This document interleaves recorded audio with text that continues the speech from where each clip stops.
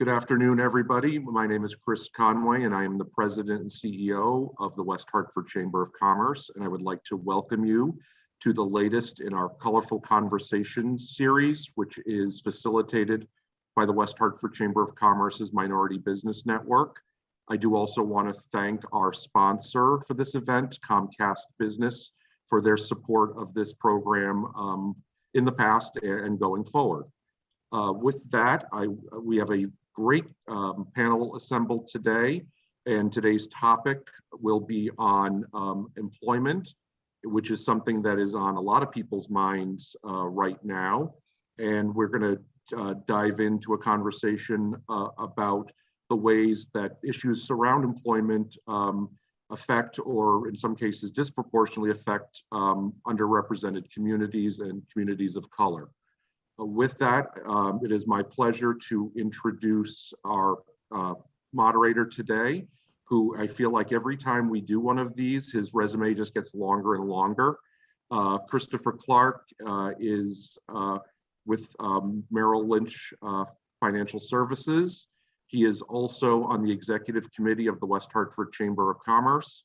He is the chairperson of the Minority Business Network, and recently was also named will be the 2022 recipient of the West Hartford Chamber of Commerce's Noah Webster Award, which is the largest award that we present as an organization.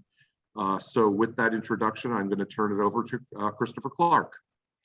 Thank you so much, Chris. And thank you everyone for joining us today. As Chris mentioned, I'm Chris Clark. In my day job, I'm a financial advisor with Merrill Lynch, but the Minority Business Network has quickly become my passion project and my additional job. I won't spend very much time by way of introducing myself. I think it's far more important to get to our illustrious panelists and have them take an opportunity to introduce themselves, a bit of their background, and then we just dive into this conversation about something that is a hot topic for the entire country: employment. Let's start with Brenda Williams. Oh my, thank you so much for having me today. My background is I have an accounting degree, and I'm also an En-ROADS alumni.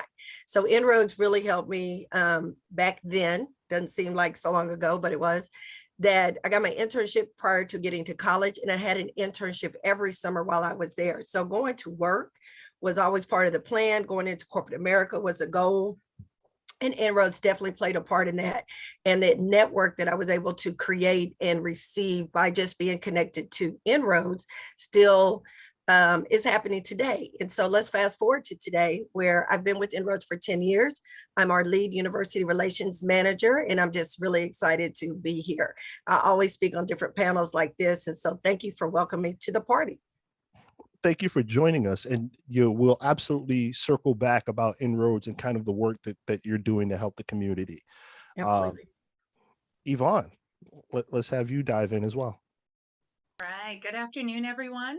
I'm Yvonne Alston. I am the Chief Culture Architect, CEO, and founder of Indelible Impressions Consulting. We are a diversity, equity, inclusion, and belonging firm based here in Connecticut. By way of background, I spent 22 years in corporate America, understanding some of the ins and outs and certainly the challenges and barriers that exist for underrepresented individuals, minorities, particular focus of people of color, and what needs to change. And that's a big part of my why for Indelible Impressions Consulting, as well as teaming up with folks like Minority Business Network to help elevate conversations and dismantle some of the barriers that exist for our communities. Great. Thank you, Yvonne. Mohammed. Thank you, Chris. Thank you, Chris Conway, also for organizing this along with the team, Kate and everyone else. Mohammed Chowki, Business Engagement Lead, Capital Workforce Partners. We are one of 5 workforce investment boards serving Connecticut. Capital Workforce Partners is the designated workforce board to support the Hartford region, meaning Hartford and the 36 towns around Hartford. I've been in this industry 16 years total. I always joke, nobody plans to be in workforce development. Back then there was no college major for it, but I went to school for international business, but here I am doing this 16 years later. But it's a fabulous field, and it's especially more important in the time we are in today. Hence the meeting today and the conversation we're having. But this is exciting. We oversee 7 American job centers in our region alone. That sees a foot traffic of about, in a good year prior to COVID, about 23,000 people, job seekers, folks that are looking for training a year. And we have moved our centers to co-locate with the community colleges. So we have a presence there, and we also have the American Job Centers for the folks that remember they used to be called CT Works way back until they moved them to a national brand. So there's American Job Centers across the country, and we oversee 7 of them in our region. So thank you for this opportunity. I'll leave it at that. Thank you for joining us, Mohammed. And last but by no means least, ladies and gentlemen, the Emperor Stephen King. Hey, what's going on, everybody? Stephen King Jr. here, man of, I guess, a couple of different opportunities. I am the deputy mayor of South Windsor, Connecticut, the first duly elected man of color, Black man of color for South Windsor. I was also the first duly elected town councilor, Black town councilor of South Windsor. In my professional life, however, after I graduated from Penn State University, I'm originally from Philadelphia, Pennsylvania. After I graduated from Penn State, I was a merchandise manager with J.C. Penney Company, then a manager with Enterprise Rent-A-Car. And probably more specific to this conversation, I was an executive recruiter for a firm out of Chester, Connecticut by the name of Hobson Associates. I was in the technology sector. I actually created and ran the legal technology practice, finding jobs for those who sold technology to law firms and corporate legal entities. I was the first member to secure a $300,000 retainer from a company in Hobson Associates history, the largest still to date. I currently am the director of operations for Philly's Taste of Philadelphia, which is a restaurant that specializes in cheesesteaks and more. Our flagship is out of New Haven, Connecticut, and we have restaurants in Norwich. We have a food truck. We're about to open one in Bennington, Vermont, and we're looking to operate also in West Hartford and a couple other places. So I'm excited to be here and offer whatever insight that I can along with our illustrious panel. So happy to be here. And congrats again, Chris and Yvonne, on both of your awards. Well, absolutely. Congrats to Yvonne. And Steve forgot to mention that he was also a founding member and one of the brains responsible for the creation of the Minority Business Network. Something that I don't think he gets enough credit for in his day-to-day. So with those introductions, I think we should start with the major question, right?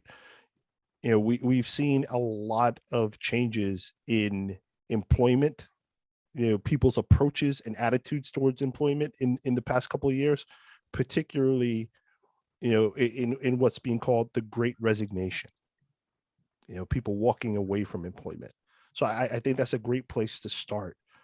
What do you think were some of the things that have led to people saying, I'm done?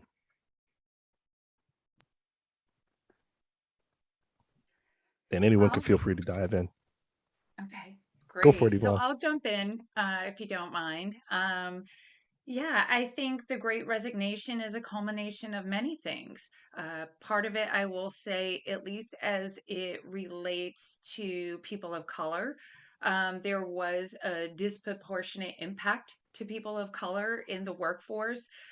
Those who were on the front lines, frontline workers, if you will, during the course of the pandemic, that left not only a lot of people sick and certain shortages that were going on in the workforce, but also I just think overall it made people become more aware I think, of their value and how or their employer valued them or did not.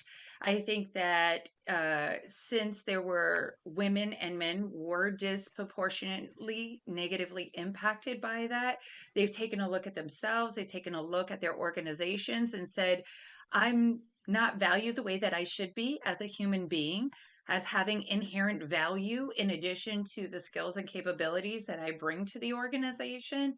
And as such, not necessarily wanting to continue on working for organizations that don't understand the value of their employee base. So I think that that was a huge contributing factor. And as we know, I think those in the DEI space, culture had a huge impact as well, in terms of employers, those that might be demanding that employees come back to physical environments and people not feeling safe, the lack of psychological safety in organizations, the inability to be one's authentic self in those environments as well. So there are a lot of different factors that I think have played in as an offshoot of the pandemic. It's what I actually like to refer to as some of the collateral beauty that has come out of the pandemic, which is helping people to realize their personal value, and what they want to experience in the work environment. I couldn't agree more with that. I think also a lot of individuals to being their authentic self. I mean, there were a plethora of, especially from women of color, in regards to hairstyles, in regards to you can't be this or that, whether it was in the restaurant industry, whether it was just the corporate offices and all those types of things, where it said, you know what, I'm out. I would also suggest that during the pandemic, a lot of people took what was considered a hobby and then made it their passion. I know a couple of people who, for example, women of color and some brothers too, that took their hobby, and next thing you know, whether it was cooking, whether it was soap making. I know a young lady out of Atlanta who now I only get my soap from her. She went from just making it as a hobby to next thing going to shows, and now that's all she does. And she would never have thought to have done it before outside the pandemic. And then, yes, for a lot of people, it was getting the unemployment and all that type of stuff. But, it just became a passion and saying, wait a minute, I can be my own boss and dictate to myself, and I could stay home or whatever else, especially if you had young kids. I think that was also a huge factor where you had a lot of parents, especially, again, this is what we're focused on, right? Parents of color who had young children who weren't in school, and what am I going to do? And then you had a boss that said, well, you still got to be here 24/7 or on a Zoom or whatever. And it was just like, you know what? My family comes first. Let me figure out something else. And we as a people, as a culture, we're always going to find another side hustle. And what eventually happened is that side hustle became the main hustle, which is now the reality. And a lot of those bosses and employers who are predominantly white are like, oof, maybe we should have rethought that. Because now, as most employers know, and anybody that's been in any industry knows, it costs more money to make a hire and retrain than it is to give that person who already knows the job a raise. So I think all of those things kind of also, especially making your side hustle a main hustle, came out of the pandemic as well. And I think Inroads benefited from the companies who this was a wake-up call, the wake-up call of from the Great Resignation. And, our pipeline may be deficient in representing all ethnicities, genders across the board. And what do we do internally to keep them engaged? And once we spend all this time and money getting them here, what do we do to keep them engaged and belonging and included in what's going on in the workplace? Inroads benefited from companies who got that wake-up call and like, you know what, we need to make a change. So they came to Inroads to help fulfill the pipeline portion. and engage in inroads in different ways, because we do across the spectrum, not just college, but high school, college, and even on the professional side.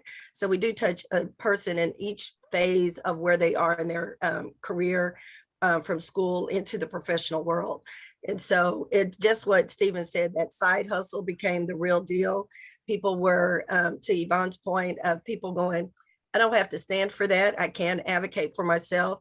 And I think the fallout even appeared in higher education, where we lost quite a few of our contacts on college campuses due to people deciding they wanted to do something different or took another opportunity. And so for us on that side, starting from scratch, finding new contacts on campus so we can keep the students engaged, to have a pipeline into corporate America to fill these jobs.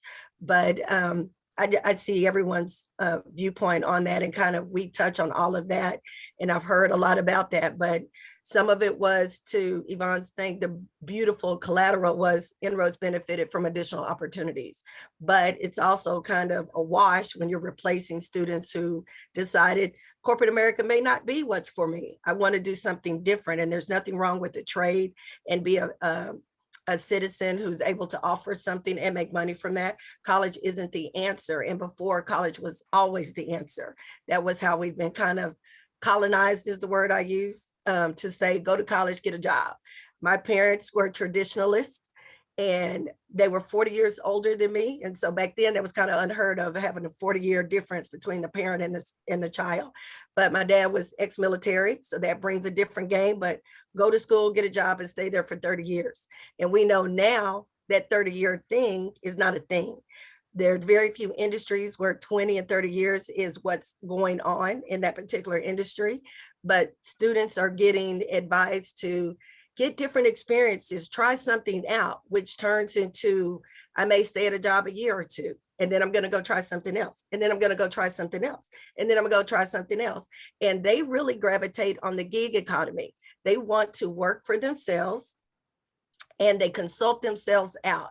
So I met a young gentleman at 26 that he said him and his friends get together and they work at each other's places while they are working for corporate America.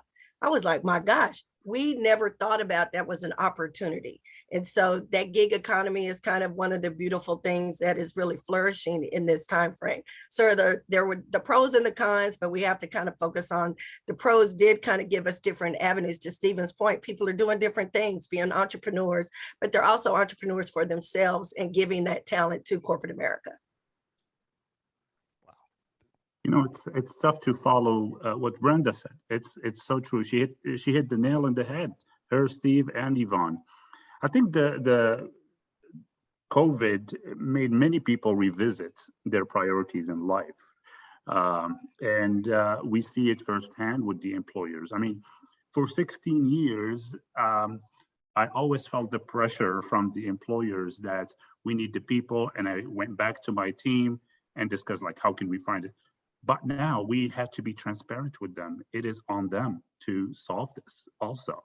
So this is why one of the efforts we created as Capital Workforce Partners, well, we've been doing that, but we kind of like boosted it these last few years, is to create a sector partnership where employers convene at CWP to address the challenges that they see in common. It's kind of like make peace with the job seekers in our region, you know? What we're noticing is that they are going on a bidding war on the hourly wages they pay the workforce, and I'm okay with that. You know, maybe it's time to make peace with the workforce and invite them and entice them. And it's okay that the job seeker has the upper hand once, especially now. So we do see also the ballooning of the number of people registering at the Department of State. For the number of LLCs is over 50% this year. That's alarming, and that's crazy. That's wonderful. I believe we are going back to the drawing board that this is what got America here over 200 years ago with one group. But this is a chance to open the door for everyone. And it is not a coincidence that we are making this even a programmatic approach at CWP, that the grants that we pursue for the businesses have that clause that you have to pay close attention that you are diversifying your pool of talent. You are training them. You are skilling them up, okay? And Brenda touched on this, that colleges, if I know what I know today, maybe I wouldn't have spent that money in college, honestly, okay? And I see people not in agreement with me, because maybe that's not what we should push our youth to do. Whatever happened to the middle skilled jobs? Whatever happened to the trades? You hire someone, if you're central air brakes today, and you're going to see how much they charge you. So we have to push the trades. We have to push the middle skills job. That way people are not locked in a school for 5-6 years and then starting from scratch at a very basic salary. So we have to revisit. And I think it's a blessing that we are in the position we are in. That way we can do something with this opportunity. Wow. So thank you all for keeping the conversation going and jumping in so readily.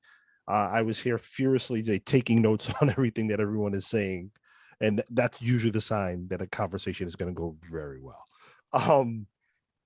Yeah, I think the first thing that I would like to talk about, and Mohammed, you mentioned it, the challenges employers are facing. You know, you mentioned, you know, that you're having a bit of a come to Jesus conversation with these employers, as it were, and saying like, look, you guys got to change what you're doing. What are some of the challenges that these employers are saying they're facing? Retention. They cannot keep them past a week sometimes. And this is a great opportunity. I think Yvonne and Brenda touched on it, is the culture piece. If you don't address culture, don't expect a miracle. So it is a set of priorities. So the employers are going at this outbidding war when it comes to the salaries, but the job seeker is aware of that, and they would jump ship. That's fine. But unless the culture piece is addressed, we're gonna continue facing this issue. You know, does the workforce feel valued? And we tell employers, guess what? You're gonna lose people when you do a survey. But even if you do a survey, what are you gonna do with it? Are you just doing the survey for doing the survey? Or are you ready to have leadership make critical changes to address the problem? We can do survey day and nights until we turn blue. However, if you don't do anything about it, don't expect change. So basically what we're seeing is a shift from performative behaviors and performative metrics to employers really having to walk the walk. Absolutely, they don't have a choice. And they have to even have, the bigger issue here is also prepping the leadership to be diverse, to connect with the diversity that they're hiring. You cannot have the mismatch of races at the leadership level. And people connect with people that understands them culturally even. So they have, and we started working with some employers in the distribution and logistics that, you know, they notice this. They notice that when a leader leaves, for example, their team starts decimating. They start leaving and following them. So we're having that tough conversation, candid conversation. What do you do about leadership training? If that's, we touch the pain points, we know it now. What are you doing about it?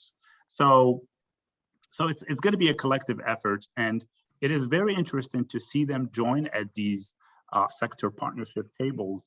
We are basically seeing competitors sit at the same table, and they know that they are poaching talent from one another. And what we're trying to clarify is that you have a workforce. We have one of the most talented workforce in the country. If we were a country on our own, we would be the second most productive country in the world. That's huge for a small state. So what are you doing with your workforce? How can you get them to the door and keep them? So yeah, it's a tough conversation. It's interesting to see them look at each other, knowing that you took talent from me, I took talent from you, and what are you doing to keep that talent? That's a conversation that collectively we need to address. Yeah, and I think that's an important question and an important task for the employers. I think everyone on this panel, and correct me if I'm wrong, can attest to some experience where the promise didn't meet the delivery, right? Or the idea of watching a company attest to their commitment to diversity, and yeah, they're getting a bunch of diverse candidates through the door, but how well are you retaining them, right? Or even more importantly, if you take that deeper dive, what does diversity mean to that group of employers, right? I've absolutely been part of a company or part of an organization where they touted their commitment to diversity, and they said, our recent new hire class was 75% diverse. And when you look at who they hired, out of the 10 candidates, 8 of those candidates were white women from, middle class and upper middle class backgrounds.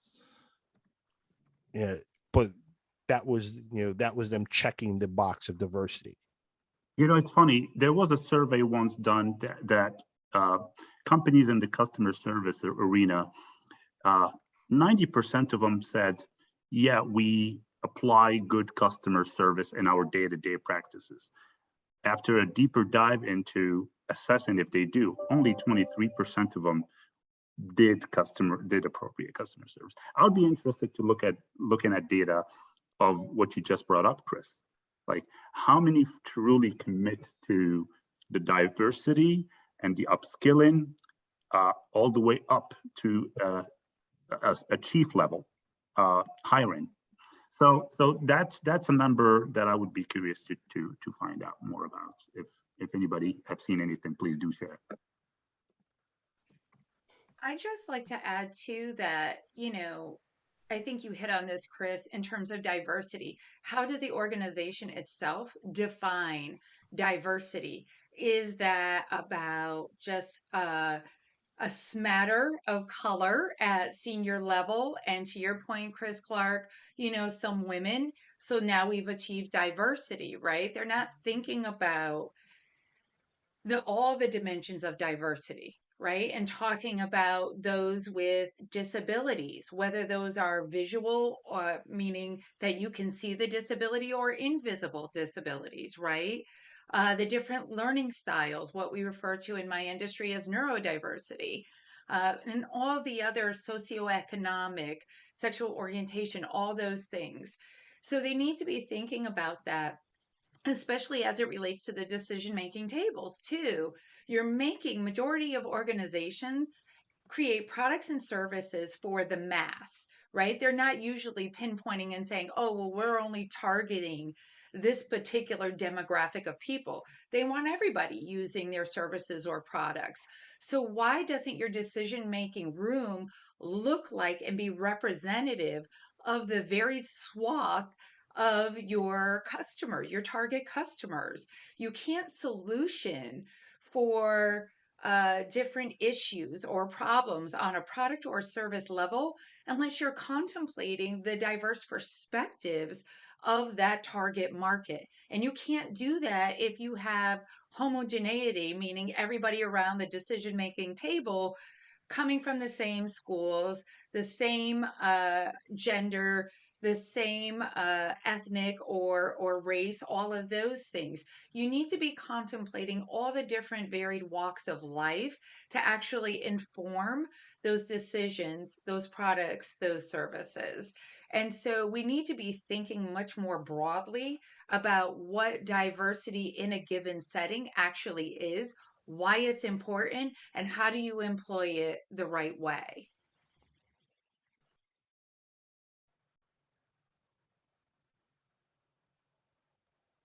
Just realized I'm on mute, pardon me. So I think that's huge. When you think about, firstly, what does diversity mean, and how do you implement it within your company?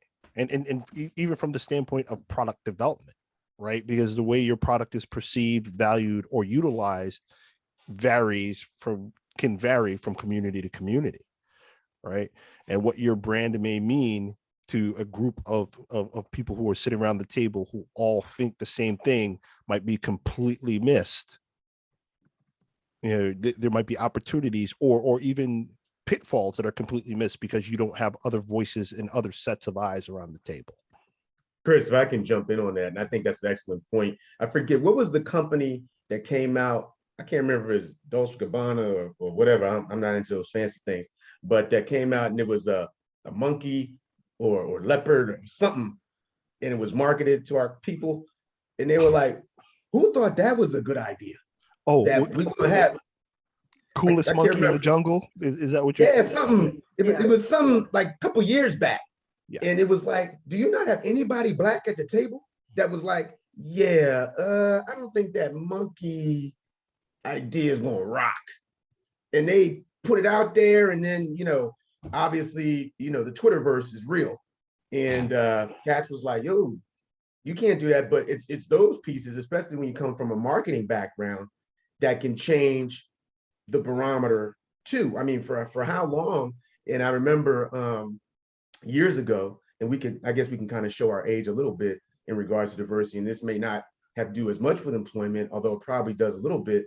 When Tommy Hilfiger came out, for a while, everybody was rocking Tommy. And then all of a sudden, one person or a couple people made comments saying that he was racist, and his stock just plummeted because everybody was like, I'm out. That's when FUBU blew up. Russell Simmons, his Jones blew up because everybody's like, you know what? We shop in Black and so on and so forth. And so, employment, even from those perspectives, I would argue that employers have to look at how are we marketing our services to those communities, to Yvonne's point, that we are trying to service to the masses.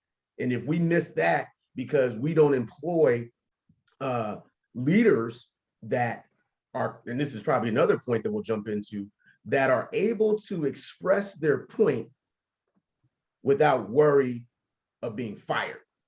There's a comment that I used to say to people that educators are paid for their opinions. College professors, so on and so forth. They make money to be given their opinions. But those in the business world and professional world are paid to keep their mouths shut, are paid to keep their opinions to themselves.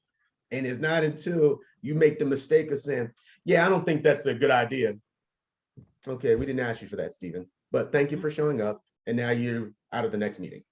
So I think some of those things employers are also looking at, where they're saying, okay, you know what? Maybe letting people of color or whatever, say, for example, come in, and I know I'm dealing with this and have no problems with it. Okay, she has a headscarf. Okay, come on in. Why? Because there's for me, there is a sector out there that all they need to see is, wait a minute, they employ someone of a different religion, someone of a different culture. That's the spot we're going. And I won't keep going on with this, but Yvonne mentioned disabilities that are unseen. And one of those might be, say, for example, the deaf community. All the deaf community has to see is one person. I experienced this personally because my baby sister is deaf. And all they need to see one time when I was working at KFC is that I knew the sign language for chicken, which is this. And man, let me tell you, that next Sunday, they thought that I was deaf. And I'm like, whoa, wait. I don't, but if you miss that from a cultural standpoint, that's a whole nother sector. And that's that invisible, I believe, Yvonne, that you were kind of suggesting, whether people have, whether it's autism, anxiety, stuff mental, that if you don't have people in those leadership positions that can appreciate when you have one of your employees say, hey, Steve, can you not talk so loud next to me? I get kind of anxious when you're, oh, my fault. I didn't even realize that. As opposed to back in the day, well, if you can't handle that, then you shouldn't be in this job. Okay, now you got people that say, I'm out. And that's something also that employers have to recognize and deal with, especially as people of color are finding their voice. And they're saying, you know what, I don't have to deal with this. I'm out. Yeah, and I think that leads to a really interesting thing, because observationally, particularly with the younger generation, they have found their voice a lot quicker than we did, right? They have found that voice a lot quicker. And I think part of it goes to the parental influence piece that Brenda mentioned earlier. I'm also, the kid of a military man. And I remember my dad telling me when I left college, don't worry about it. Just find yourself a good company that offers a pension. Now, mind you, less than 4% of companies offer pensions nowadays, but find a good company that offers a pension, keep your head down, don't make any waves, and you'll be fine. And in my work experience, my first company went through a takeover within my second year there. And it was me going, okay, I've got to find somewhere else to go because I don't want to be with this new company that's taken over. And then moved to my second company, and then 9/11 happened, which nobody expected and nobody was prepared for. And I found myself looking for work. So my lived experience in corporate was completely different from what my parents had seen and what they tried to prepare me for. And ultimately that's what's happening to our kids, right? But they, to that point, they tend to have a wider acceptance for people who are different from them and have different experiences, and they have the confidence to champion for both themselves and for their colleagues and coworkers. Yeah, I think to that, Chris, that we didn't have the social media, right? Like we grew up with, we had to learn the computer from the DOS stage, that big thing, to the cell phone was a brick or in a bag. And now things are very small. And so we didn't have the social media thing. We actually had to have real conversations with each other. We had to make time to call each other on the telephone and know somebody's number, or print off a map, or look at a map book to get to that person, to visit them, to sleep over or to hang out or whatever we did. And so we've grown into that technical thing. And I think that's what helps the students today find their voice. The other thing is I also tell students now, because that's who I really talk to on a day-to-day basis, in this DE&I world that we are moving into, and that companies are on the wake-up call. There were very few who were in the game before. Now people are still now coming to the table. It's still fresh for them. But I actually tell them, if that's important to you, if you care about someone who's going to care about you and your growth and you as a person, not necessarily, and your skill set that you bring to the table, not what you look like, not if you're a woman or a male, none of that, but your skill set. This is, I send them to a resource. The resource is CEO in Action.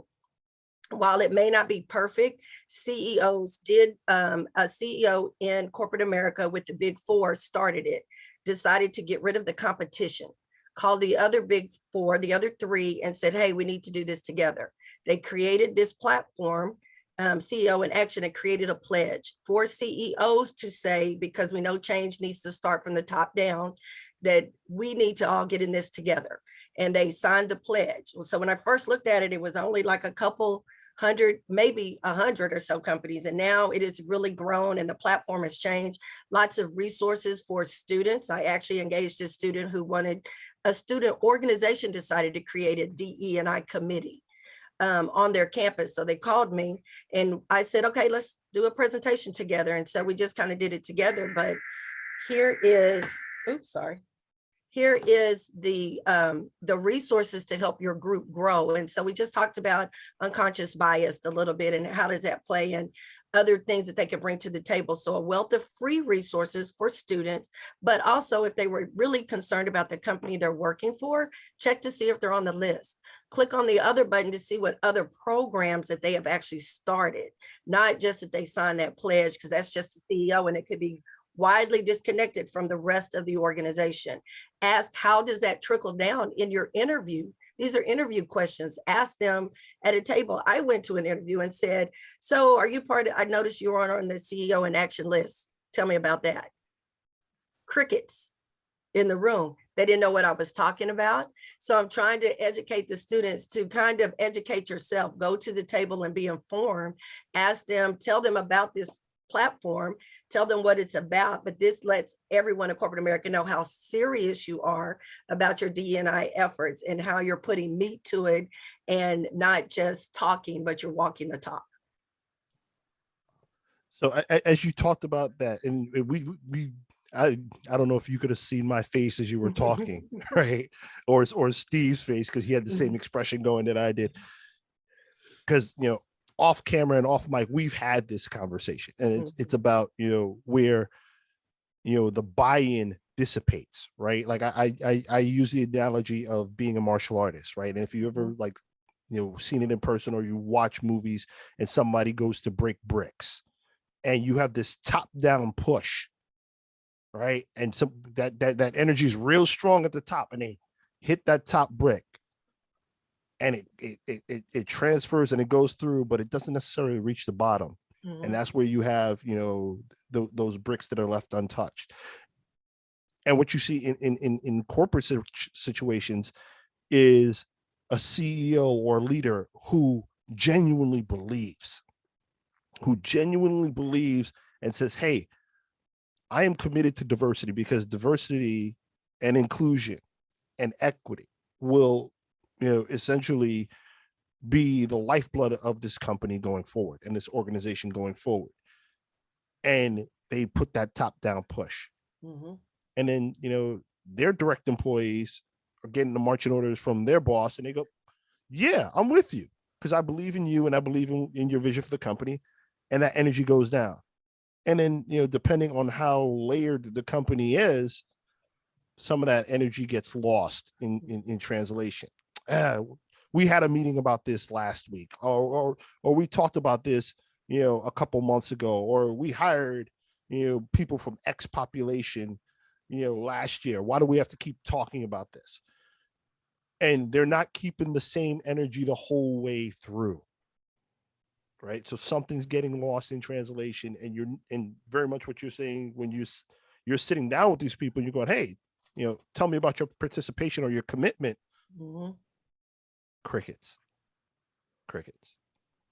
I'll add to that, Chris and Brenda, that another important aspect of this is that a lot of companies now are putting in requirements for anyone that they engage with and do business with, right? If there are any strategic partnerships, they are making diversity, equity, inclusion a requirement. What type of programs do you have in place? What are your stats around different types of diversity in your organization? How have you committed to this, and how have you moved the needle? So for our firm, we're hearing it a lot, especially in particular industries like architecture, engineering, and construction, where they're going out to bid on contracts and jobs. And part of the RFP process, that is a requirement now. So understanding as I said in the chat, the human case for what we should be doing for the people, but also the impact from the business case side of it all. And I think that's something that today's leaders really need to understand, are the implications on both, and realize that this isn't going away. You can wane in your zeal for this over time. As I mentioned in the chat, you can move to DEI light if you want to, but that will have a negative impact on how your organization functions, whether or not you're able to have engaged and satisfied employees, and to be able to retain those folks over economic turbulence, different challenges that happen in the marketplace, but then also, potentially losing out on business opportunities because you have not made culture a priority. I couldn't agree more. I think especially, I always wondered, I said, Lord, why did you allow me to be elected the deputy mayor of South Windsor? Like, really? I was just trying to keep my town council seat. And next thing you know, the votes came in. And one of the reasons, I think, is because from a business perspective, Yvonne, we need to have individuals that from an RFP, from a goal setting standpoint, including, say, for example, our town manager, when we set his goals for his pay and increases and so on and so forth, that you need to have a person of color to say, yeah, we're going to need to put that in an ordinance. That way, if I'm dead and gone, this is still part of our charter. This is still part of our ordinance, that you need to have from an RFP standpoint, if we have any small businesses that want to come into South Windsor or any major corporations that want to build, you need to show me how many people of color do you have on your leadership team. I need to see them come to the table. For my town manager, I need to see when businesses come in. Yes, I appreciate the revenue that businesses have. I appreciate the taxes that can be lowered, so on and so forth. But for me and my children and the children of color in our community, I need to know how many of them are going to be able to get a job at this company. And then I can sit and be quiet because I have the gavel. And I think that for most of us, and this is a point earlier that Muhammad had made, and I said this to my daughter, 5.0 student, and you know, she's AP classes, all that other type of stuff. I said, Sophia, let me just keep it real, because Brenda brought this up earlier. I don't have military parents, but my dad definitely said, I'm the oldest of 7. He said, graduate high school, go to college, get a job, get a house, maybe have a family, but you be in that job and so on and so forth. Like that was, and there wasn't nothing you knew but that. That's why so many of us are in debt, because we went that route. There was nothing said about not getting a student loan, not doing this. I remember my dad taking me to the bank and signing the loan slips, you know, and that's what so many of us do because that's what we're taught. But I said to Sophia, I said, yo, you know, this pandemic brought out a lot of stuff. I said, Pump, if you don't want to go to college and you just want to get a trade, trust these HVAC people, these mechanics, these construction dudes, there's no bigger business than when people want to do home improvement stuff and they wanted to get a plumber. Man, those cats is making $30, $40, $50 an hour more, 75, some of them. And so when we need to train or teach our people, and I know even in inroads, that's one of those things where you're just like, you know what? It's okay.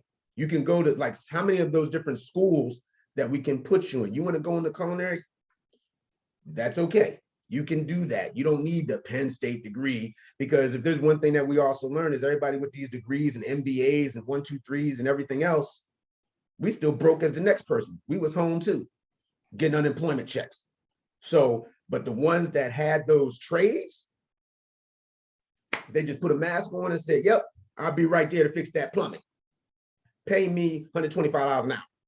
And so we need to kind of switch up, but at the same time, kind of make sure that we have the appropriate people in leadership that are comfortable with making those decisions, i.e., hey, if you want to do business here, then this is what has to happen, again, to Yvonne's point. Oh, you know, we appreciate leaders like that, because one of the worst things that happen, and we sometimes see it, is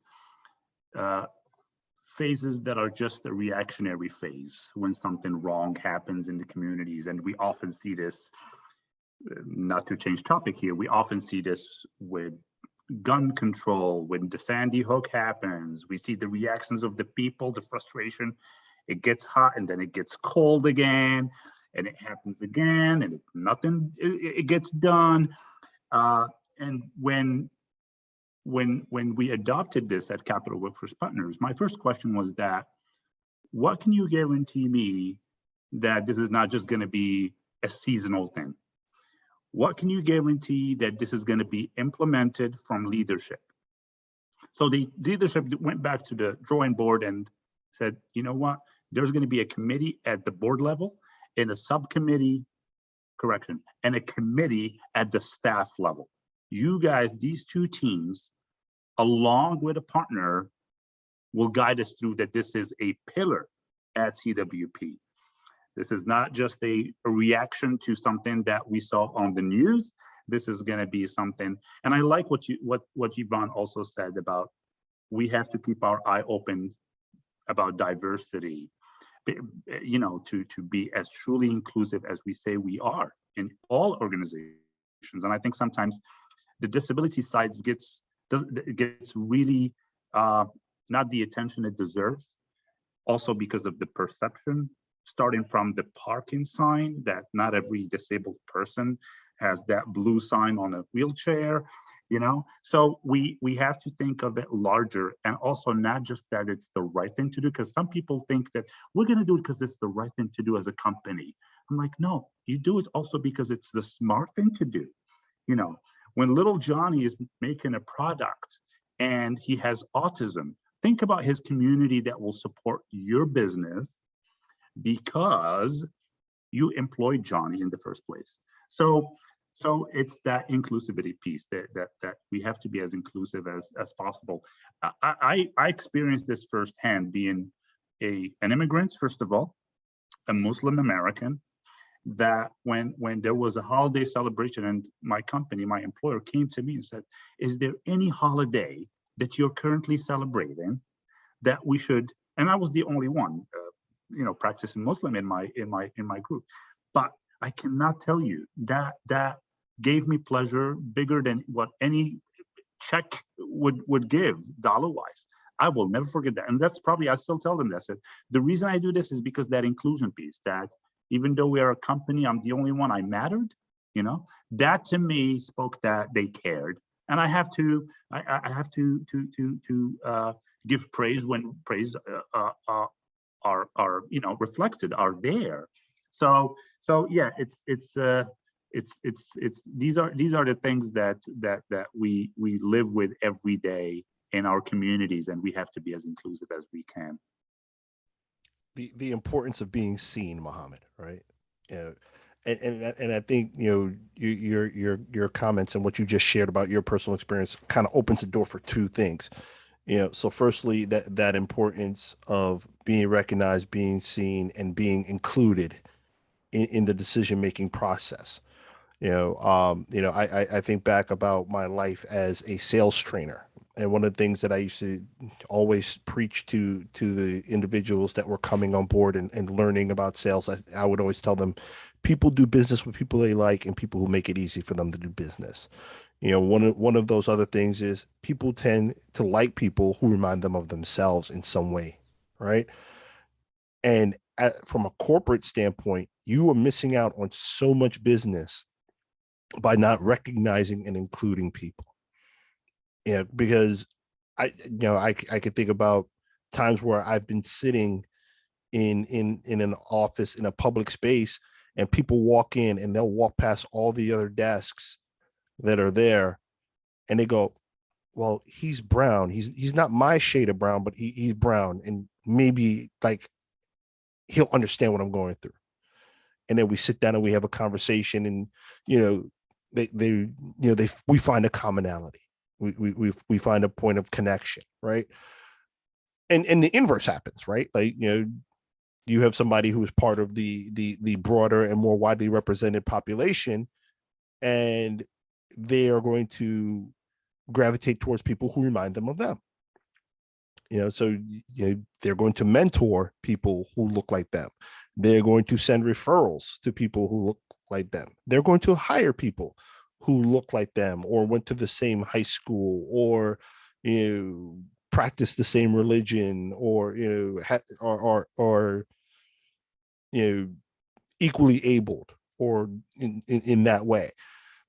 And it's not necessarily malicious, but it's just the human drive and in the way that we see things. But if we open our eyes and broaden our perspective, number one, we learn a lot more, we make some great friends, and we grasp a lot of opportunities that we would have stepped over. So I think that's the first and major part. The other thing that you shared about being an immigrant kid, something that I'm also. But I think why that tidbit is important is about information. The difference in information that you and kind of going back to the parental thing, right? The difference in information that you are taught about being in the workforce, coming from a community of color, versus what our white peers may receive in terms of helping them to navigate the workforce. And one of the things that I really wanted to touch on was the idea of the meritocracy, that keeping your head down, not making waves, being the smartest person in the room, being the hardest working person in the room, or being the most creative person in the room, you will be recognized, and that will lead to opportunities. So I'd love to hear your perspective on, how the meritocracy is played out. As a matter of fact, how the meritocracy is played out for you as individuals, and then also what you've seen in terms of, the people that you're helping along the employment road. And Mohammed, I'm going to pick on you because you're smirking, like you're chomping at the bit. I could see it. No, it's funny. If you can indulge me for a moment, I'll share a brief story that happened actually to my sister who wears the scarf for the hijab, and she was at an outdoor market one time, and I think Yvonne, you and her reminded me of this story to share that these kind of things happen day to day, and it's just, I don't know whether to laugh or cry about it. It's so odd. So she was walking in the supermarket, and someone who was behind a table selling his goods, and he bowed and he says, "Welcome to America." And she looked at him and she bowed back and she said, "You too." So I was like, wow, I wish I had that quick of a response sometimes, because sometimes Love I it. don't, but it was fitting. And that's how I would like my daughter and my son to grow up in, to, nobody's ahead of you. This is an equal chance. Own who you are, own your culture. That's the beauty of this country. If we would like to look at it beautifully, if we could all contribute to make it beautiful. So I say, you know what? Don't change for anyone. Believe in what you believe in. Hold tight to it, and this actually came up in my citizenship test right after September 11, which is another experience. But the lady behind the desk asked me, "Are you planning to change your name?" I said, "Why?" Talk about, I feel like we have made some progress. I'll admit it. I don't think I'll hear this as often as I heard it way back. But when she said that, I was like, I am me. I cannot change. I'll be living a lie all my life. So it's those things that, despite the exhausting, I say it, the exhausting day-to-day dealings of people of color, and that we always have to be on the educator's seat to explain. And I feel like, no, you got to do your research too. Invest in the time to understand these cultures. Invest in the time to understand the histories. It's on everyone, and it's on business as well. And it's not something as a policy or as a practice that should be sitting collecting dust. It should be every company, I believe, should have a committee to assess how they are doing things, implementing things, if they are saying that they are implementing things, and give themselves a score and be transparent about that score. We did well, we did not do well, there is room for improvement. It's a journey. It's a journey. I agree, Mohammed. And, I'll say that that's something that my firm focuses on, using data as a driver to be able to tell where people are on their diversity, equity, inclusion, and belonging journey, to let the data tell that story directly to leadership, and then say, let's be very intentional and prescriptive about how we close the gaps and the opportunities that the data reflects to create change. And then I think it's also incumbent upon the organizations to continue to measure once you have those baselines and you're putting certain interventions in place, whether that's workshops or ERG, BRG committees, task force, all those types of things. You need to, organizations need to make sure that we're not just doing things for the sake of doing them, that they attribute key performance indicators, KPIs, to those efforts, that give the data that allow them to see progress, to see stagnation, and to hold one another accountable for change, meaningful change over time. So I just wanted to support you in that. And then I did want to pivot back to something that Chris was talking about, right? Which is the meritocracy myth if you will, right? That if you get the education, you work hard, you show up at the job every day, you work through lunch, you stay late, you grind, grind, grind, grind, grind. You forsake family and friends and anything else that's meaningful to you, you will rise to the top. You will be put in the pipeline for greater opportunities, leadership, etc. And we know that that is just not true.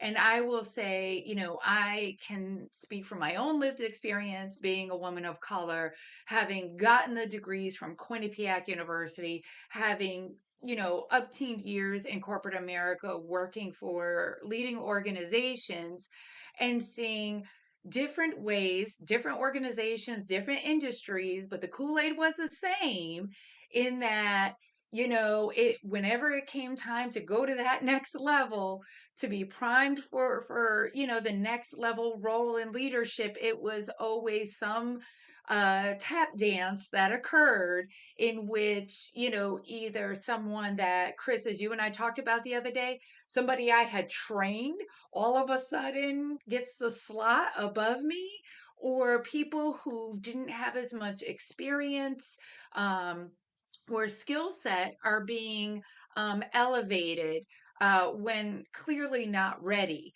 And that people of color or those who have been historically marginalized are left to the side. It's unfortunate, but I think it is a reality that organizations have to be really honest with themselves about, that it's really not about who is the most qualified, who have put in the hard work and has revealed themselves as a leading candidate for a particular role, that it's based on a good old, sometimes I don't want to say boys club, but whatever the club is, that, oftentimes people of color and those historically marginalized are not a part of, that the roles go to those individuals, or that organizations see the value and see the individuals that exist within their org that are clearly available in the pipeline, but are ignored, and the organization goes outside to actually get talent to fulfill the role. So there is more that's working against us as a systemic structure within these organizations than most leaders are willing to identify and call a thing that work against us. Chris, we talked briefly and very candidly yesterday about that, where I was in a position and it was clear that I had what it took to go to the next level. And I was having opportunities to get in front of senior leadership on the regular, being invited to those meetings and those spaces. And basically, my former leadership let me know, in no uncertain terms, that we'll open the doors we want you to walk through. But meanwhile, like, we don't want you opening your own doors. We'll let you know when we open those doors for you. And was thinking, like, first of all, I didn't even ask. I didn't knock at the door. Let's be clear. The doors were open to me because others saw that I was capable. Others saw that I had the skills and the education to hold the conversations, to be a subject matter expert, on and on and on. I didn't have to knock. But it was that mentality of, we are the gatekeepers to your level of success, to your level of opportunity. You play the game how we want you to play the game. And we decide when you go to that next level. And I will tell you that after years and years of having that experience as a well-educated woman of color, that, I decided for that reason and many others that, hey, listen, guess what? I'm going to take all my intelligence, I'm going to take all my skills, I'm going to take all that, and I'm going to go out, I'm going to start my own organization, and I'm going to make culture better for those who are in it right now and for those who come behind those folks, because this is how it has to stop. So, the meritocracy fallacy, meritocracy myth, all of that, we need to call a thing a thing. Absolutely. You run into these situations where it's very mean girls. Wednesdays we wear pink and you can't sit with us, right? Mm. You follow our prescribed method, and if you don't, you're a flight risk. I think Steve said it earlier. You're hired to keep your mouth shut. Mm. You're Mhm. hired to keep your mouth shut, and if you go against the grain or that established culture, whether that culture is toxic or not, you're an outsider. Or by nature, your culture is different. And it's very important to find a place where you can be your authentic self, right? Like, I've shared the story with you, Yvonne, and I'm sure some of our listeners have heard it if they've heard me talk about being walked into a major corporation. I won't name, and in their atrium they had the pictures of the presidents of this almost 200-year-old company, all old white men. And then the HR person leads me to their wall of fame and their wall of success, and she goes, "What do you notice about this wall?" And I looked, right, because there was another wall of successful contributors outside of the CEOs and leadership. And I know what I noticed, but I wasn't going to say it. And she goes, we have this wall and it's very homogenous. I'm saying more politely what she said, but she's, it's very homogenous and we need change. And, not just on the surface, we need new ideas, we need new thoughts, we need new perspective, and we think you can bring that to the table for us. And I took the job. And the second I said something that was not the old way, I got my hand slapped. Mhm. The second I said, well, you guys, I'm new here and I'm just seeing this, but I have a fresh set of eyes on the paradigm. And I'm going, okay, you guys are doing it this way, but if you did it this way, it'd be less expensive, it'd be more efficient, and you'd probably get more use out of the end constituent. No, this is the way we've always done it. We can't do it any other way. I don't know about this guy Clark anymore. Right. And Steve is back here laughing because I know you've gone through it, right? And tons of our listeners have probably experienced that that perspective. And it's truly a blessing where you land someplace where you can be your authentic self, where you can bring your entire self to work. And, I often joke about finding that place when I came to, Bank of America and Merrill Lynch, right? Where, I'm an unapologetic Brooklyn kid. And to the point where, the people who work with me and they'll come and they'll run something past me and they go, "Hey, Clark, so this situation, that's a nah son moment, right?" And I'm like, "Yeah, nah son, we're not doing that." Right. And it's to the point where people are using my colloquialisms and appreciate my energy. And I think the inverse, kind of going to what we saw, what we talked about in the beginning of the conversation, that transformation of a side hustle becoming your main hustle, right? Translating our hobbies into our businesses, and the reasoning that we see that. And correct me if I'm wrong, because you guys are the experts. At least in my lens, what I see very often is when people leave. I think it was Chris Conway who put it in the chat. People don't leave jobs; they leave bosses, right? Firstly, and I think one of the major reasons people quit their bosses is that frustration with the meritocracy, the fact that like, oh, I'm doing all this work, I'm putting in all this effort, and I have to leave part of myself at the door when I walk into this place, and I'm not being recognized for the efforts that I'm putting in. So I would love to hear you guys' perspective on that transition out of corporate into being an entrepreneur or a hired gun, as it were.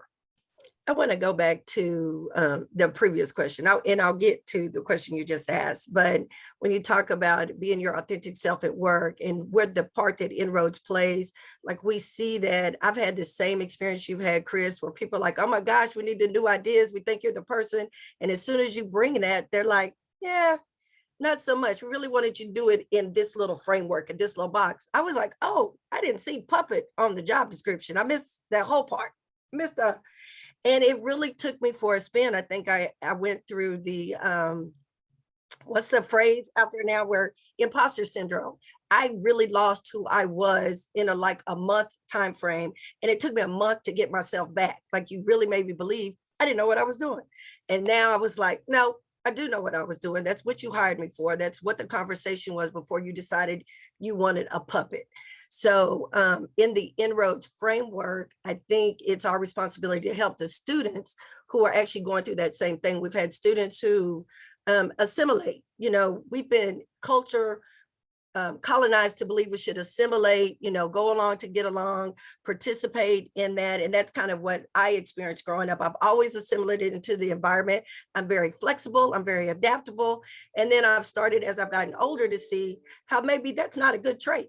Maybe I need, because I'm extremely authentic in who I am, and people tell me that on a regular basis. So I'm not, but I've assimilated into situations where they don't bother me. And now it is time to be that disruptor and to be the person to speak up for those who can't speak up for themselves because they don't have the confidence or they don't feel like they think something's going to be retaliated.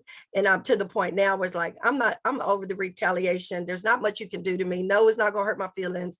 This is what the real deal is. And this is what we're going to do. And if you're not going to do it, let's go. I'm going to go somewhere else where they're going to be willing to do that.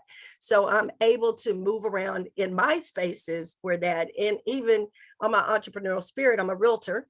And so I have to be able to be flexible and be adaptable. And DE&I is extremely important in what I do to treat everybody fairly, to maintain the business that I want to maintain. But on the Inroads perspective, what I wanted to do with the students is create a place for them to be authentic. We were losing students in corporate America that they did the internship, they were great, got the full-time job offer, and 6 weeks in, walked away because it was not what they thought it was going to be. It wasn't what the internship was. Real life just didn't present itself. So they were walking away from these jobs that we thought was what they should be, right? They did the right things. They brought all the education, they got the experience. And then when they got there, it was like, I'm not who I need. I'm not who I am. I'm not authentic. So we started doing little classes in the summertime called our Student Success Series so they could talk about those things. Let's talk about being authentic at work. What does that look like? How do you, if you're feeling uncomfortable, how do you address the people above you? How do you manage up? How do you get the help? How do you seek advocates for yourself, not just a mentor, but an advocate, someone who can talk about you when you're not in the room. So that door that Yvonne says that they were creating for you will open automatically and they can't deny you that access. And so it is our job to me in Inroads, and I'm trying to create that own culture in this organization to tell them we've got to be able to help the students be able to have that voice and create that atmosphere for themselves so they can be successful in whatever avenue they decide to be in. And so I think that goes back to that other question. And then the entrepreneurial spirit of people do get kind of sick and tired of being told what they can't do. Like we've been told that all our lives. So my entrepreneurial spirit, I didn't think it existed until somebody's like, hey, let's do real estate. I was like, why not? Not doing anything else.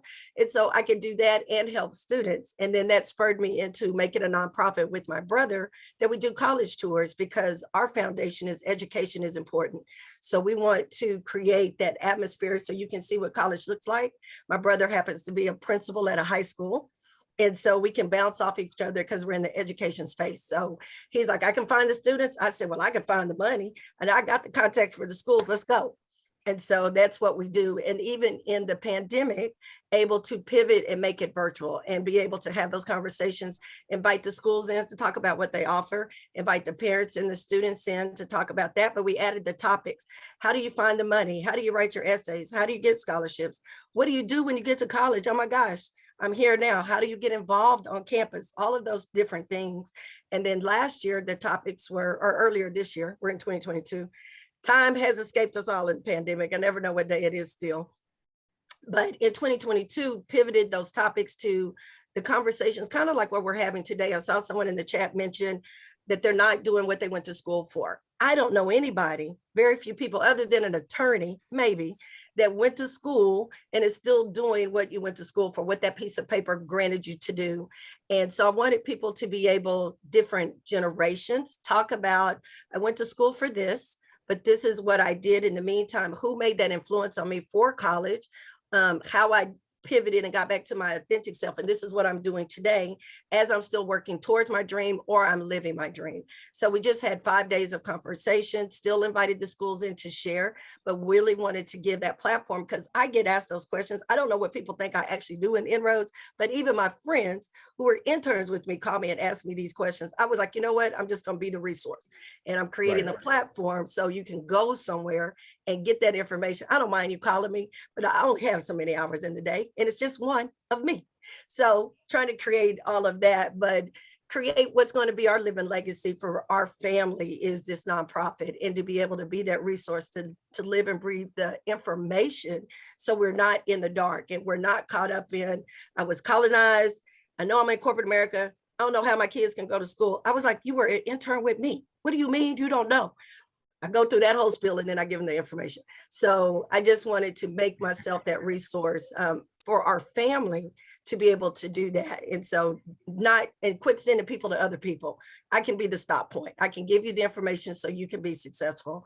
And don't say you don't know, because a lot of people say, I don't know what there's to do. I don't know where to go. Well, I know where you can go and I'm going to help you. And so that kind of answers all of that. So. Yeah. I couldn't agree more. And the thing that popped into my head was, and this is kind of that, one of the takeaways or what have you, is we can't just put it on employers. If you're looking for a job, if you want an opportunity, so on and so forth, you also have to do your own research. And you have to make the conscious decision of, as an employee, if you want to be an employee, if not an entrepreneur, what do I want to do and who do I need to talk to in order to be successful? And I say that to say that at times, especially when we have people of color that are in leadership positions, sometimes it's incumbent on that employee to make that conscious decision. Well, this cat puts his pants on or her pants on one leg at a time too. Let me be the aggressor, quote unquote. That's what they like to call us, right? And have that conversation. I.e., I understand, I remember years ago, there was a brother that came in to be the CEO of Cigna, I believe. And at this time, I started the Hartford Step Off Classic, and we were doing some things and going after money. And I was trying to go after all these corporations for money. And so I did my research when this cat first came in. I forget who he was from, but there's a brother. And I was like, whoa, we got a brother at Cigna running the show. Awesome. And I said, how am I gonna get money from this cat? And I remember reading in the newspaper how he said this is the reason why he came to Hartford, and he wanted to help communities of color and da-da-da-da-da. And so in my email and in my voicemail, I found his number because I was a former recruiter, so I know how to find that stuff. So I found his contact information and I said, hey, I read in the paper that you said you wanted to help communities of color in organizations. I'm a community of color. I'm an organization. Will you help me? It's in writing, waiting for your response. I thank you in advance.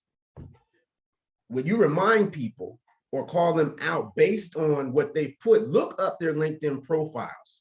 Look up everybody. There's a song that a good friend of mine, Dion Kipping, sang, I don't look like what I've been through, right? And so everybody has a story of where they came from. Don't think that the CEO of McDonald's, which is former CEO of McDonald's, because I'm brother of Alpha, and so he was Alpha, that he just didn't get there out the womb. He had a story, and if you remind them of that, hey, you know what? I'm from Philadelphia too, and I grew up here. Wow. Okay, let me help you, because now you remind me of myself, so on and so forth. But because, to Brenda's point, I don't know how to do this. I don't know. You know what? We're in a different age right now. You gotta pivot. You gotta go after what you want for yourself and figure out, especially if there are people of color that are in those leadership positions, that are in those management positions, that are in those positions where they can make decisions to say, hey, I'm coming to you because I've never had a mentor before. I'm a hard worker. This is what I've accomplished. This is what I've done, and so on and so forth. And I'm wondering, would you consider doing that? Humble yourself. But at the same time, everybody likes to hear about themselves. Say, wow, I've seen your track record. Wow, you went from KFC to the Olive Garden to this and that. Now you're the CEO of McDonald's. Wow. I would love to learn how you did that. Can I take you to lunch sometimes? Humble yourself. Put yourself in that position. Don't think, especially even now, that somebody's going to give you something. That's the one thing you got to remember, that you know, nothing is going to come to you just like these unemployment checks, like you think you deserve it. No, don't forget, you still have to work for it. And again, do your research in terms of what are these companies, who are these people, send out the email. The other thing I would offer, and this is as a former recruiter, never, never, never, and I rarely say that, talk to the admins, talk to the CEO secretary. Don't bypass somebody that you think doesn't have authority or power, because those are the people that know everything about the CEO, that know everything about the senior vice president. And if you, piss them off, or you treat them badly, when you got all the right stuff and it's your time, that CEO, male or female, is going to say, hey, Vaughn, I was just wondering, so Steven gave us his application, looks really good. What do you think? Yeah, I don't know, because when I talked to them on the phone, they really disrespected me and kind of bought, oh, okay, that's all I need to hear. And I think too many think that they're going to the top or trying to talk to the top person, forgetting that there are other layers, other people that those individuals also respect their advice and their opinions. So there's a couple of things that just kind of came to mind when Brenda was speaking, and I was just like, yo, that's just knowledge. You go for it, but at the same time, do your research, because Brenda came from somewhere, Yvonne came from somewhere, Clark came from somewhere, even Kay came from somewhere, you know, Muhammad came from somewhere. And if you don't do that research to find out, oh, Mama, I'm an immigrant too. I was just wondering. You are? Oh, come in here. I didn't know that. Let me send you on your way. Just because you humbled yourself, took the time, did your research, found a commonality, going to what Clark said, and now we can move forward together. Obama out. Dropping the jewels, the Emperor Stephen King. Now, I just wanted to bring that, just put a recording for later when we go back and see this. I'm so serious. Ladies and gentlemen, the Emperor Stephen King. And you dropped some jewels just now, Steve. Jewels. The importance of information, right? Like the information that we garner or have access to might be incredibly different than the information that our peers, you know, naturally have access to. So humbling yourself and seeking that information is incredibly important.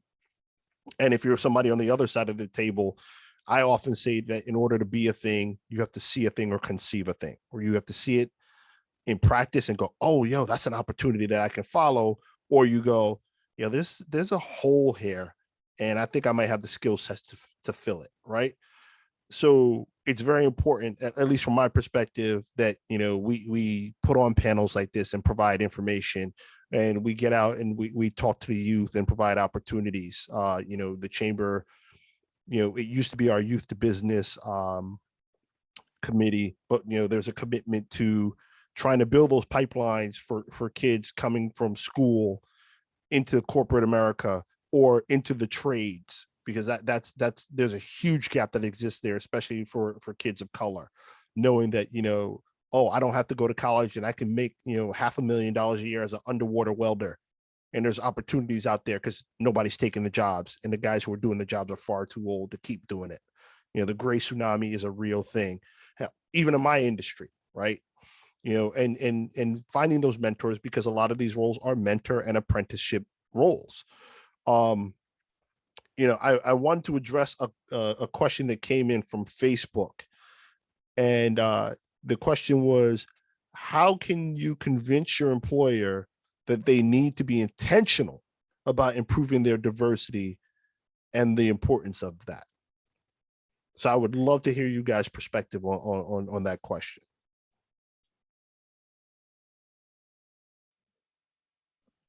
That's a good one. That's a tough one, because you're dealing with people. if they don't have the willingness and commitment to do it themselves, you can be that play the role of the prophets for a moment and advise on the importance of this and get the allies that can help you achieve this. But it's working for a company, and I tell this to a lot of job seekers that are about to interview. I say, remember, this is an interview for both, for you to see whether this is a good fit for you, and for them to see whether you could join their team. So it's don't feel like all the pressure of the world. Have your questions ready, make them as long as you want, to see whether this is a good fit for you. I was in a meeting like a few months ago with a gentleman who managed a small company in Hartford. I'm not going to mention the name. He was hired to apply changes. Okay. When he saw in a moment he saw something of injustice from leadership towards an employee, he said, "I'm sorry, I don't agree with this. You can't do that to a person on my team." He said, "Well, this is how it's been over 30, 40 years. Don't tell me how to run my business." And he was terminated. And that's the critical thing, is not to cave or change because of a moment like that. That's the most critical thing that we want to instill in our children growing up, is to remain true to yourself. And I think, Chris, you mentioned it moments ago when you had that experience at that company at the atrium, and you saw what you saw. So I told him, trust me, stick to your values. And I went to see him because he invited me to his company to talk, hiring needs and what have you. In a moment of despair, some people feel like they are about to park their values and just accept. 2-3 weeks later, he was offered a job at one of the largest distribution centers in America as a GM. And he was a person of color. And I said, you know what? You stick true. You believe in what you're doing, applying changes. Look where it got you. So I'm sorry, I don't have the secret sauce for this. And I will say, there will be disappointments. There will be celebrations in this journey. So you can advise a company that, you know what, this is what I'm looking for in an employer. I'm looking for an employer that values DEI, that applies DEI, that's pillar in this company. And you do the sorting yourself. It's a buyer's market, not to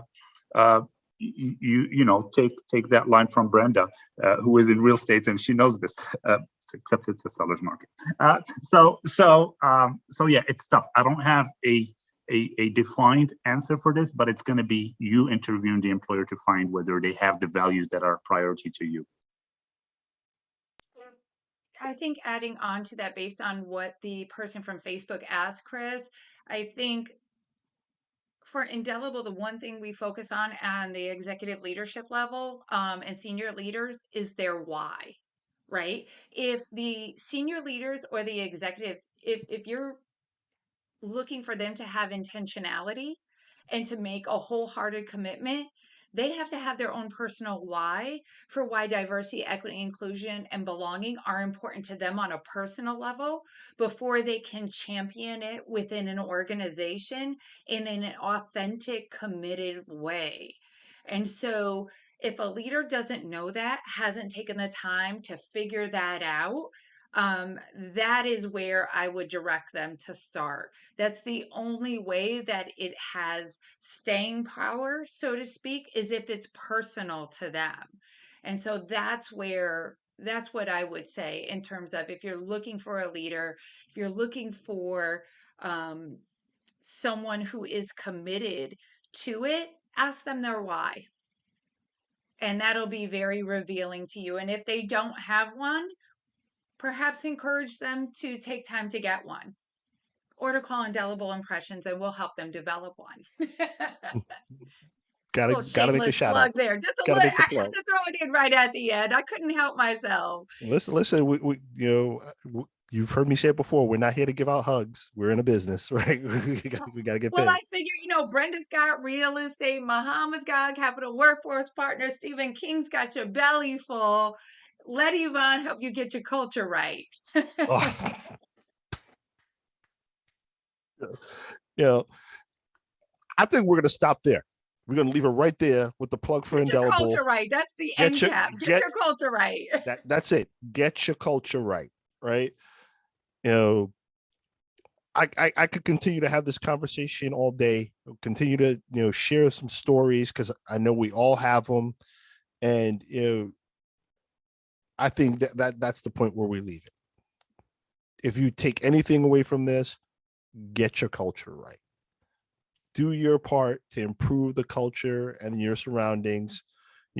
Whether you are a 4-person workforce, a 1-man or 1-woman army, one person army, or part of a larger, ginormous corporation. Do your individual part, get the culture right, and treat people the way they deserve to be treated. So with that, I want to thank our illustrious guests, our panel of experts, and hopefully, some new friends. I want to thank everyone who signed in to listen to this and shared some perspective and asked some questions.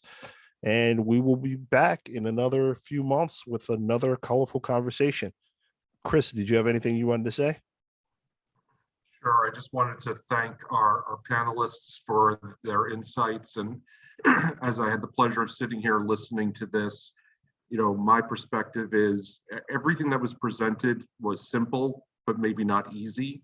But any business can take advantage of what you all shared from your experience and your professionalism on ways that they can influence the culture of their organizations and really improve them. So thank you for bringing all of that. And Chris and I were chatting when we saw the time, and like happens so often with these colorful conversations, I do feel like this one requires a sequel. So perhaps down the road sometime we can revisit these topics. I also wanted to thank Chris Clark for his facilitation of the conversation. And of course, Kate, who was working all the magic on the Zoom, and our friends from West Hartford Community Interactive, who facilitated the simulcast, and our sponsor, Comcast Business, who helped support making these programs a reality. So thank you to all involved, and we look forward to seeing you at the very least in 3 months when we do our next colorful conversations, but I do know we will see many of you before then.